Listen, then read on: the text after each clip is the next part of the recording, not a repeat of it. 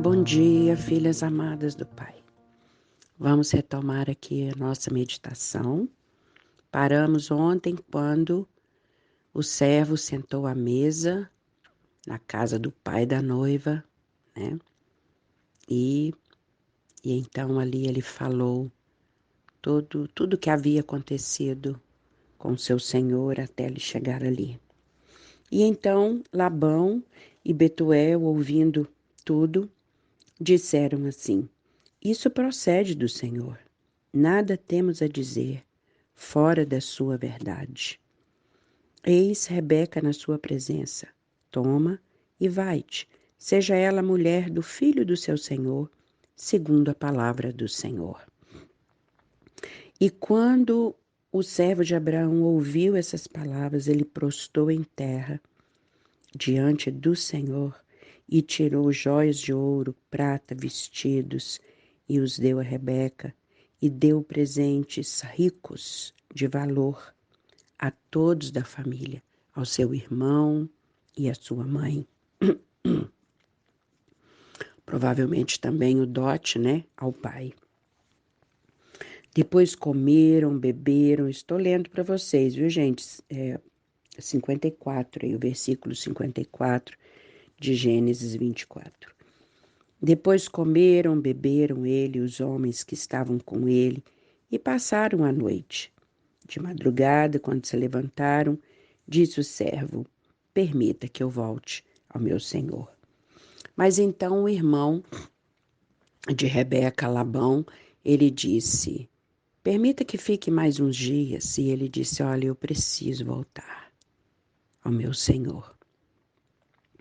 E então o pai e o irmão disse: Chamemos Rebeca e vamos ouvi-la. Esse ouvi-la significa se ela consente em ir imediatamente, porque pensa, ela ia para uma terra muito distante, não é? Então chamaram, pois, Rebeca e lhe perguntaram: Queres ir com este homem? Pensa, gente, a situação, né, dessa mãe, desse pai, não era um normal na época. O normal é que o noivo viria, casaria, ficaria ali, próximo da família da moça, né, da noiva. Mas não foi isso que aconteceu.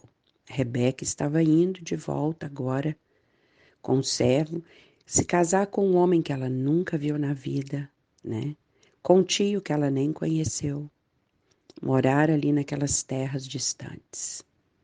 Então, eles deram a oportunidade dela dizer, dela escolher se ela queria ir ou não. E ela respondeu: Sim, eu irei com este homem. Sim, eu irei. Sabe o que isso me faz entender, amados?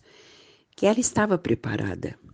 Vocês acham que Rebeca estava ali a ver navios, olhando para o alto? Não, ela estava conectada com o céu. Ela estava orando, ela estava pedindo um esposo.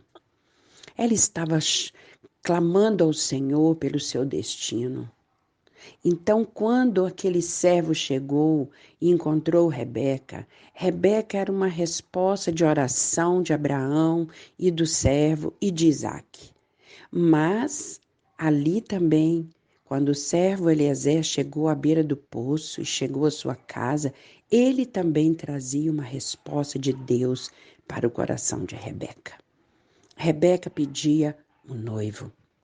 Rebeca pedia um esposo que não fosse talvez como ela estava vendo as pessoas ali na sua terra. Ela estava pedindo, com certeza, porque, acredite, quando nós estamos antenados com o céu, as nossas orações sobem e elas entram em concordância com aquilo que também o Senhor está orando e outras pessoas estão orando no mesmo objetivo. Se o Senhor, Ele é poderoso para conectar destinos, fazer uma conexão de destinos na nossa vida. Então, saiba que se você está orando de acordo com o céu, e existe outra pessoa orando de acordo com o céu, essas orações se encontram e o Senhor trata de conectar essas orações e estas pessoas. Amém? Creia nisso. O que você está pedindo hoje não é isolado, não é um caso perdido.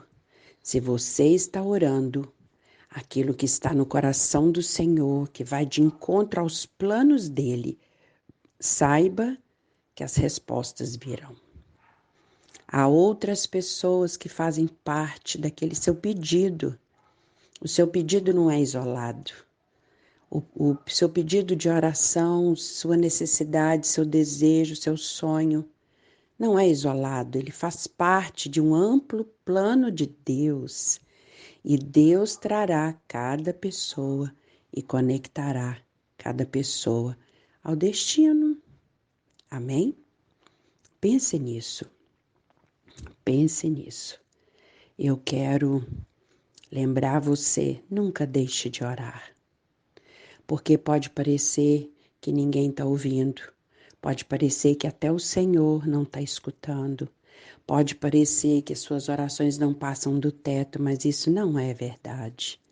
A verdade é que todas as nossas orações sobem como incenso perfumado às narinas do Senhor e elas ficam ali depositadas até que se cumpra.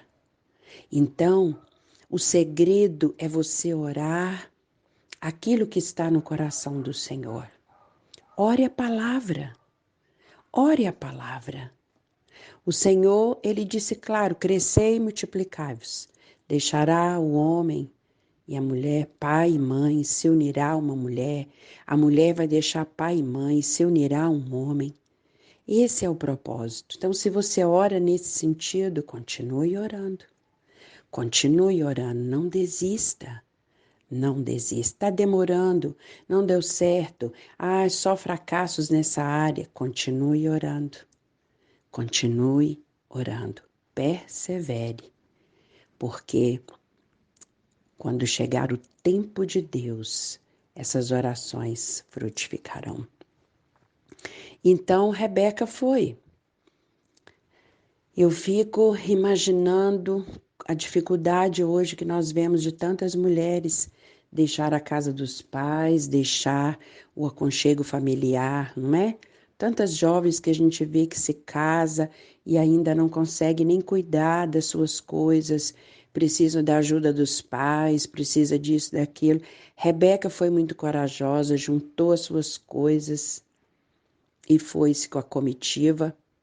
O pai lhe deu uma serva para que a ajudasse e ela seguiu viagem para uma terra que nunca viu antes, para se casar com um homem que nunca viu antes. Isso é plena fé e confiança no desígnio de Deus.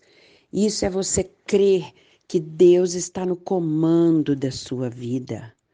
Absoluta. Aí você vai dizer, mas naquele tempo era obrigado. Não, o pai não obrigou.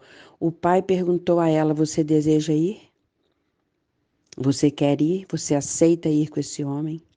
E ela respondeu, sim, eu irei. Ele deu escolha para ela. Ele deu escolha para ela. Então vocês veem que ela era uma mulher que sabia que o seu destino estava nas mãos de Deus. Todas as vezes que entregamos nosso destino nas mãos de Deus, nós temos surpresas maravilhosas. Todas as vezes que queremos escrever com nossas próprias mãos o nosso destino, nós temos surpresas desagradáveis. Porque o Senhor não vê como o homem vê. O Senhor vê muito além. Ele vê além da aparência, da circunstância. Ele conhece o profundo e o escondido, não é isso? Então, o caminho de volta, pensa, era muito tempo caminhando por aquele deserto de volta, muito tempo, muito tempo. E a Bíblia vai dizer que quando aquela comitiva já estava aproximando, Isaac estava num poço, ele estava orando, Havia um campo naquele lugar que ele gostava muito de ir orar, à tarde naquele lugar. E a Bíblia diz que quando Isaac estava ali orando, pedindo a Deus, Senhor, conduz o teu servo para trazer para mim a esposa que o Senhor escolher. Que lindo isso. E então, quando ele olhou, ele viu a comitiva de camelos se aproximando. Ah, queridos, e a Bíblia diz que ele correu ao encontro daquela comitiva. E Rebeca estava lá olhando aquele homem no campo, ainda um pouco longe, e ela perguntou ao servo: quem é aquele homem? Gente, é a coisa mais linda, eu fico imaginando essa cena. Quem é aquele homem? Quem é aquele homem? Vou ler para vocês. No verso 63 diz assim: Saíra Isaque a meditar no campo, ao cair da tarde. Erguendo os olhos, viu, eis que vinham os camelos. Também Rebeca levantou os olhos e, vendo a Isaque, apiou do camelo e perguntou ao servo: quem é aquele homem que vem pelo campo ao nosso encontro? E respondeu Eliezer: é o meu senhor. Então tomou ela o véu e se cobriu. O servo contou a Isaque todas as coisas que havia feito. Isaque conduziu-a. Ah, gente, que coisa mais linda. Imagine você essa cena, quando Isaque estava ali no campo meditando, avistou os camelos. Ela avistou Isaque e ela perguntou: quem é? É o meu senhor Isaque. Ela colocou o véu sobre o seu rosto, que era um símbolo de devoção, de castidade, de pureza, sabe, de fidelidade. E ali foram relatados, né, Abraão, a Isaac, todo o percurso, como tudo aconteceu, quem era ela. E naquela noite, a tenda de Sara já estava sem luzes, havia muito tempo desde que ela havia falecido. E a tenda de Sara fora preparada para ser agora a tenda de Rebeca e Isaque. Era a continuidade da promessa do Senhor. E as luzes se acenderam naquela tenda, naquela noite, para as bodas daquele casal. Sabe, eu fico muito maravilhada. Eu creio que nós somos essa noiva que está atravessando o deserto, está atravessando esse campo difícil até chegar ao noivo. O noivo nos aguarda ansioso. Ele nos aguarda com muita ansiedade e alegria. Ele nos espera. E será que estamos procurando chegar diante dele em santidade? Será que o véu está sobre nós? Será que o nosso coração está sendo guardado por um véu de fidelidade? Eu me pergunto a mim, pergunto a você. Estamos indo ao encontro do noivo, porque o noivo nos aguarda para as bodas. Ele nos espera, ele espera a sua igreja. E estamos nos guardando, estamos sendo fiéis aqui, estamos cumprindo a sua vontade até que chegue aquele dia, aquele maravilhoso dia em que vamos encontrá-lo face a face. Enquanto Rebeca atravessava aquele caminho, antes mesmo de atravessar o tempo que ela viveu ali na sua terra, ela se guardou, ela se protegeu, ela buscou. Então eu creio que esse é o papel. Esse é o papel da noiva. Se guardar, se preparar para aquele encontro. Enquanto atravessamos e cumprimos o nosso destino aqui, nós precisamos entender que existe algo maior. Existe algo muito, muito maior. Eu fico maravilhada com essa história. Eu creio que houve festas e mais festas, festas e mais festas, não é? Para aguardar aquela noiva tão linda, tão pura, uma noiva cheia de santidade. Olha, eu quero dizer para você que estamos numa terra onde há muitas formas de nós perdermos a nossa santidade, a nossa lealdade, a nossa fidelidade. Mas vamos buscar o Senhor de todo o nosso coração. Pedir a Ele para nos ajudar a nos guardar, a prepararmos. Quando eu digo santidade, não significa uma vida isolada, não. Rebeca estava no meio das pessoas, Rebeca estava atravessando numa longa jornada, diante de pessoas de todo jeito, de todas as formas, além da sua comitiva, pessoas que ela caminhou, que ela cruzou ali no caminho. A nossa história aqui é essa, é uma caminhada onde cruzaremos com muitas pessoas de todas as formas, mas preservar o nosso coração, preservar nossa integridade, porque nós temos um objetivo, nós vamos nos encontrar com o noivo. Nós vamos nos encontrar com Jesus que nos aguarda. Ele é o noivo. E nós precisamos estar à altura, nós precisamos nos preservar. A nossa santidade, a minha mente tem que ser dele, o meu coração precisa ser dele.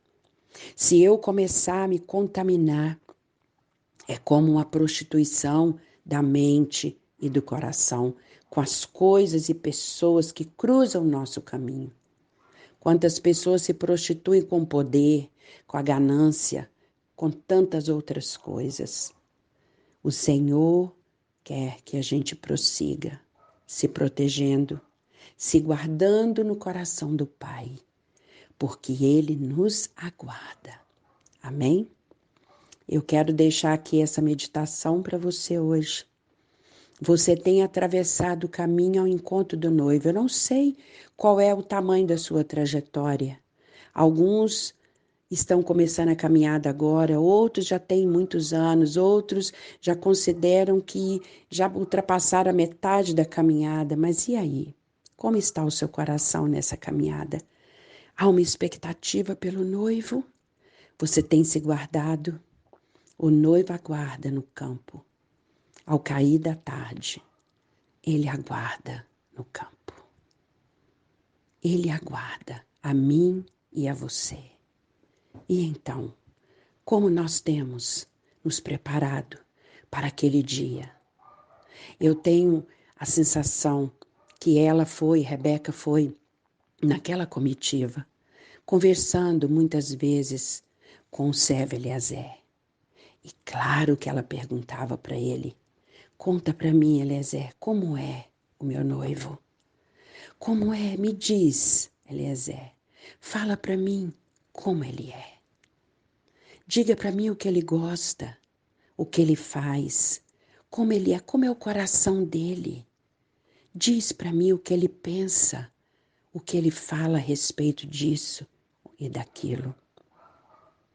Sabe, enquanto estamos aqui na terra, eu e você fazemos parte de uma grande comitiva a encontro do noivo. E a gente segue conversando. Eu falo para você o que eu penso do noivo, o que eu sei do noivo, a parte daquilo que me foi revelado. Você conta para mim a parte daquilo que te foi revelado. E assim nós caminhamos, falando sobre o noivo, aprendendo sobre o noivo, se apaixonando mais e mais pelo noivo. Esse é o papel meu e seu, como noiva, como parte do corpo de Cristo, como amadas do Senhor. Amém? Que Deus te abençoe. Medite nessa palavra. Seguimos e eu creio que o nosso bom Deus permitindo, voltamos amanhã. Quem sabe para fecharmos essa história amanhã maravilhosa. Amém? Um beijo no seu coração. Deus te abençoe.